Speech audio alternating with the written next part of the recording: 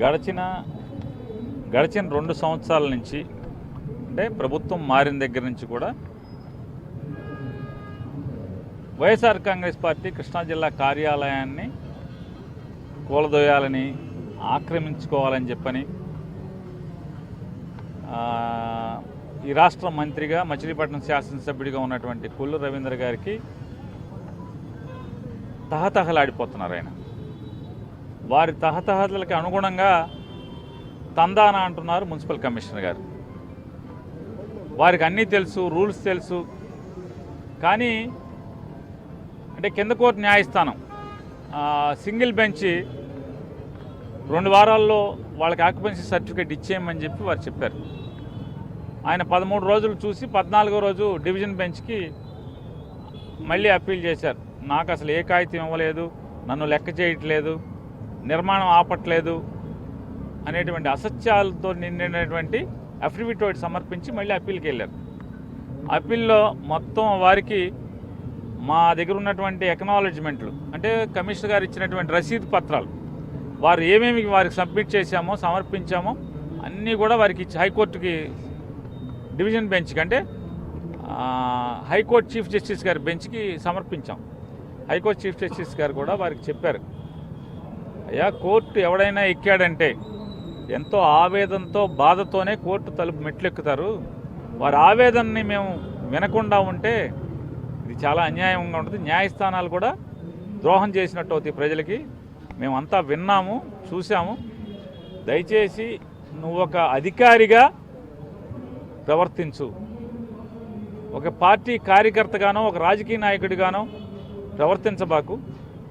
నువ్వు మళ్ళీ నువ్వు సమర్పించలేదని నా దగ్గరే నువ్వు అబద్ధాలు చెప్తున్నావు కాబట్టి మళ్ళీ వారు సమర్పిస్తారు.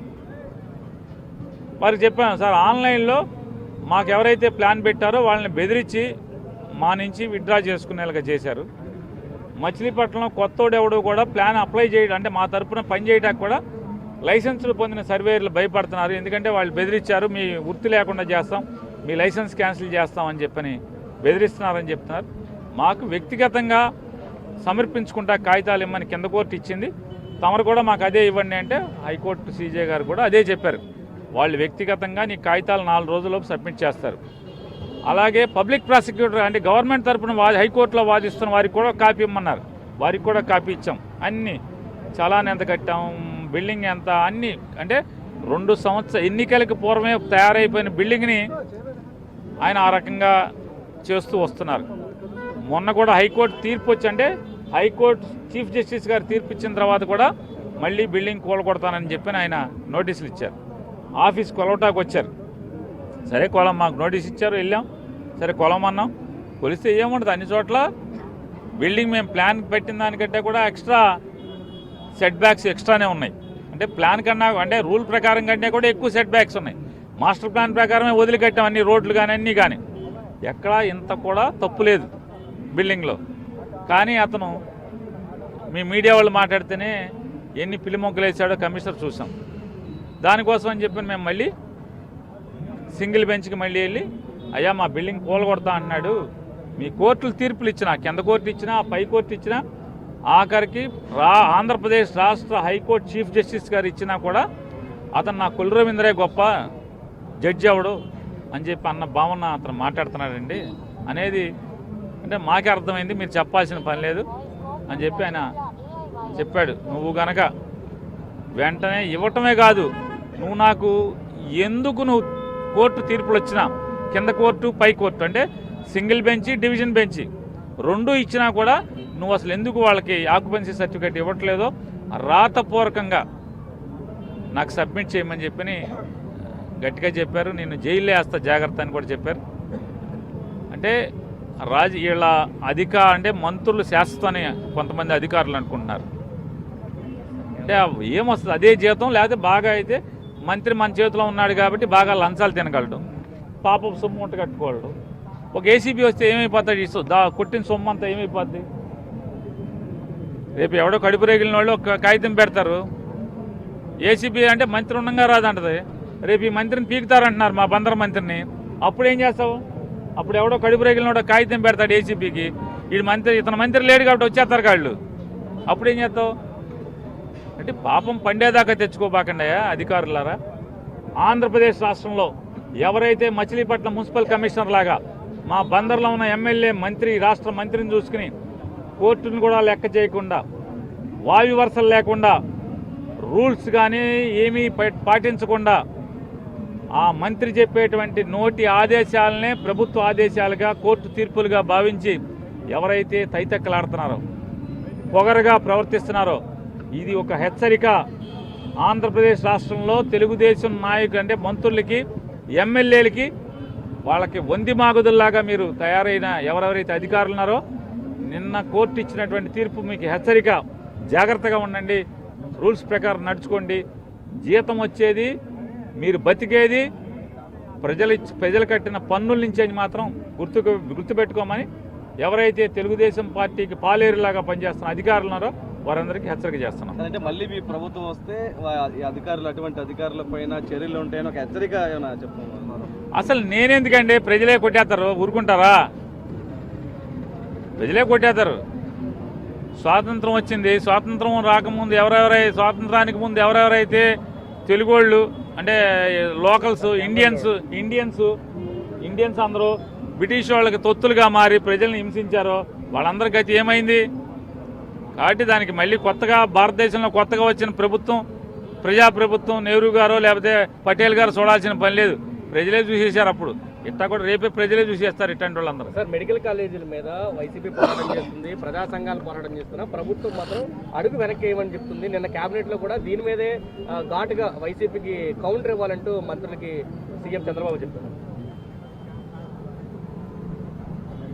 ఎన్ని పిల్లి మొగ్గలేసినా ప్రజల ఆస్తిని దోతుకు తింటాకి పట్టపగ్గాలు లేకుండా అధికార మదంతో 164 సీట్లు వచ్చినాయి అనేటువంటి అధికార మదంతో ఈ రాష్ట్ర ప్రభుత్వాన్ని నడిపేటువంటి చంద్రబాబు నాయుడు గారు కానీ వారి కుమారుడు విద్యాశాఖ మంత్రి నారా లోకేష్ నాయుడు గారు కానీ విచ్చలవిడిగా బరితెగించి కనుక మీరు ప్రవర్తిస్తే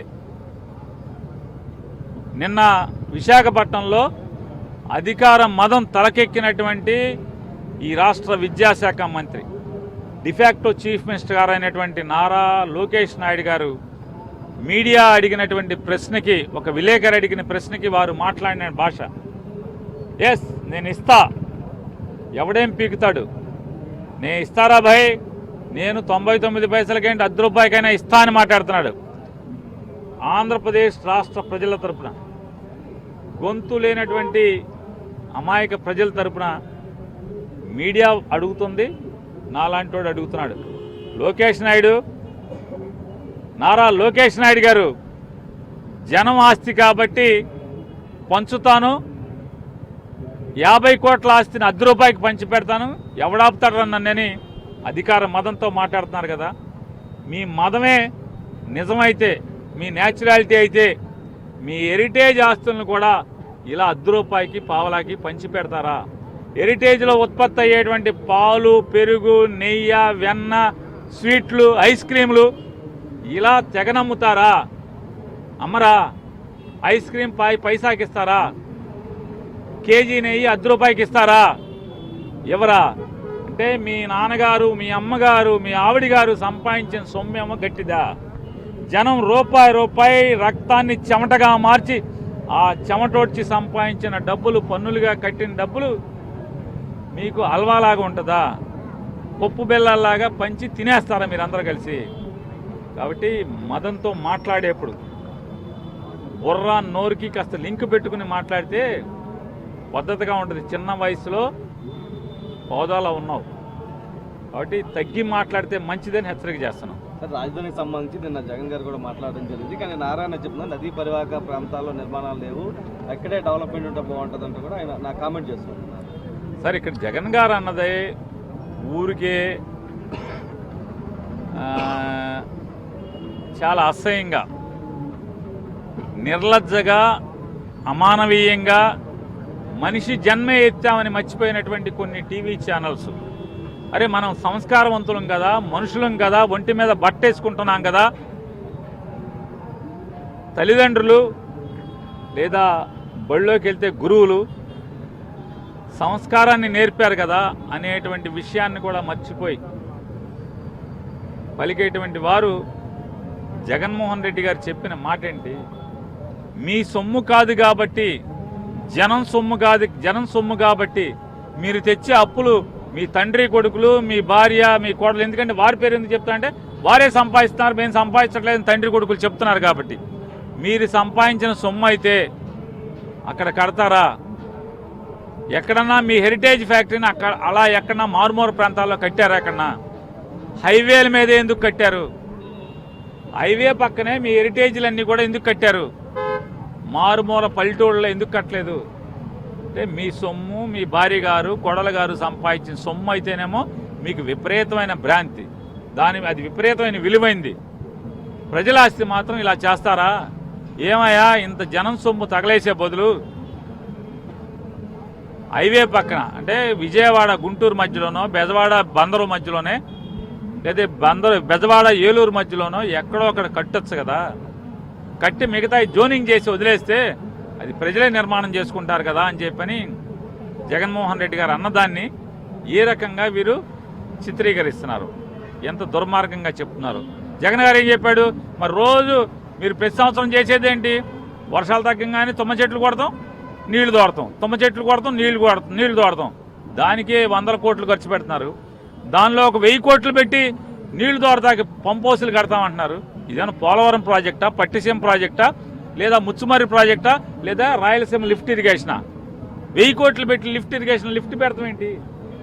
అంత వరద వచ్చే చోట రాజధాని కడతాం ఏంటి అనేది జగన్మోహన్ రెడ్డి గారు ప్రశ్నిస్తే దాన్ని ఈ రకంగా మీరు అవాకులు చవాకులు పెడతాం.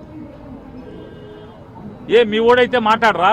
మీ ఓడి చేసే పాపాలు, మెడికల్ కాలేజీలు అమ్ముతానంటే 50 కోట్లు చేసేదాన్ని ₹1 నేను ఇస్తాను రా బాయ్, నా ఇష్టం అని మాట్లాడితే, ఒళ్ళు బలిసి మాట్లాడితే దాని గురించి మీరు అంటే ఇట్లాంటి బూతులు మాట్లాడరా? నీచంగా కామెంట్ చేయరా? జగన్మోహన్ రెడ్డి గారు కాబట్టి, విజయం కంద కాబట్టి మీ ఇష్టం వచ్చినట్టు మాట్లాడతారు. అదే మీ ఓల్డ్ కంటే చంద్రబాబు నాయుడు గారు బంగారంలాగా చూసుకుంటారు, బంగారంలాగా మాడతారు, పంపు కొడతారు, జాకీలు పెట్టి లేపుతారు, ఈరుడు సూర్యుడు అని చెప్తారు. అంటే ఈ కట్టి పెట్టండి, ప్రజలు చూస్తున్నారు ప్రతిదీ, మీ వికృత చేష్టల్ని ప్రజలు చూస్తున్నారు. ఖచ్చితంగా మీకంటూ పాలకులకు కానీ మీకు కానీ ఖచ్చితంగా వాత పెట్టే రోజు తొందరలో ఉందని కూడా గుర్తుపెట్టుకోండి.